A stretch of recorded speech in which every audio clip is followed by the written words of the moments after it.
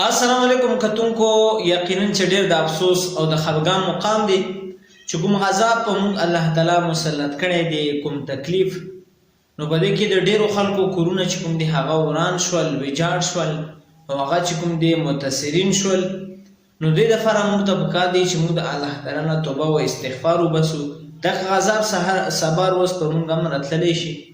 نو موږ ته نه دی پکار چې موږ د دې عذاب نه یوه ټوکه یو مسخره جوړه کړو او د بل مسلمان چې کوم دی هغه پرې موږ خندا وکړو او د هغې څه مدد ونه کړو. نو یقینا چې څومره هم کېږي چې موږ د خپلو وروڼو خپل مسلمان سره مدد او هیلپ وکړو د هغو سره. دویمه خبره دا چې دغه خو الله تعالی په موږ عذاب مسلط کړی دی، یقینا چې هر چا د پته دی یو سیلاب دا صرف د الله تعالی له طرفه راتللی شي، دا د انسان په وس کې نه دی. خو چې کوم عذاب موږ په ځان باندې په خپله مسلط کړی دی نو د دې چاته پته نشته چې هغه کوم یو عذاب دی.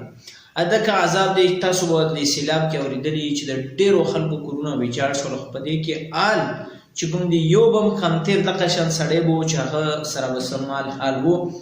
خو تاسو به داسې نه کېدلی چې د وزیر اعلی، د صدر، د وزیر اعظم هوس چې کوم دی هغه وران شو د دې سیلاب سره.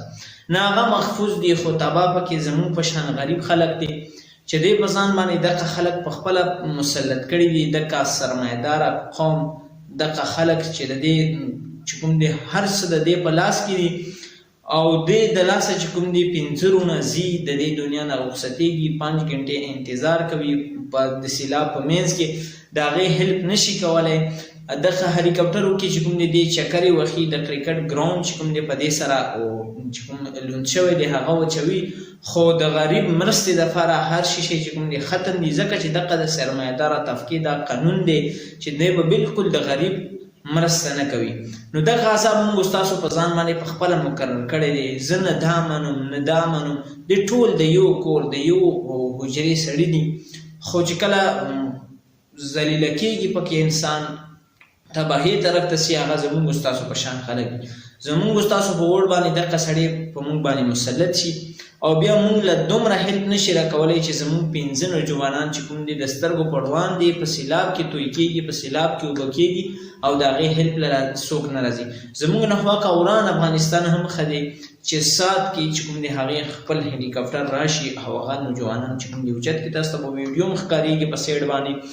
نو دې لپاره تاسو دا کوشش او دا محنت وکړئ چې د دغه باطل نظام، د دغه تور نظام د دې خلاف کم از کم دونه څه تنظیم، څه اداره جوړه کړئ چې د دې خلاف تاسو سره دونه څه تعلیم او تربیت وي چې د دې خلاف تاسو اواز اوچت کړئ. ځکه چې دغه خلک چې کوم دي دې نه زموږ ترقي غواړي او نه موږ له ترقي راکوي. چې څومره هم غریبانان دي وایي چې په یو ورځ چې ټول ختمیږي بیا هم موږ ته د ختمېدو چانس دی جوړوي.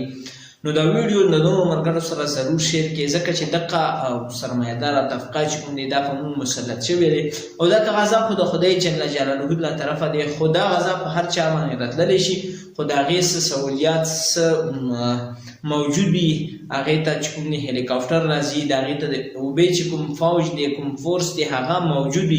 خو زموږ نوجوانان زموږ د سترګو په وړاندې ځي، موږ ته ویډیوګانې جوړوو، موږ ته مسخره جوړوو په ټیک ټاک، په فیسبوک، په یوټیوب باندې د هغې ویډیوګانې موږ اپلوډ کوو. خو د هغې هیلپ له لا تراوسه څوک رانغلل، د هغې کورونه ویجاړ شول، موږ ورله چندې ورکوو، خو حکومت له تراوسه پر خپل اقدام نه دی اوچت کړی.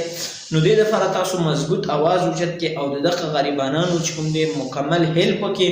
نو زما د ویډیو خاص کر د هغې کسانو دپاره دی څوک چې دونه وس ساتي، وس لري چې د هغې چې کوم دی د کور هر نسوا څه آمدن باقي کېږي، څه کاروبار وي، نو ضرور د دغه غریبانانو هیلپ وکړئ او د دغې غریبانانو چې کوم دی مدد وکړئ او د دې غریبانانو چې کوم دی اواز اوچت کړئ، که هغه په سوشل میډیا باندې یا هغه په کوم یو ادارې باندې چې د دې غریبانانو موږ په هر ځای کې هیلپ وکړو.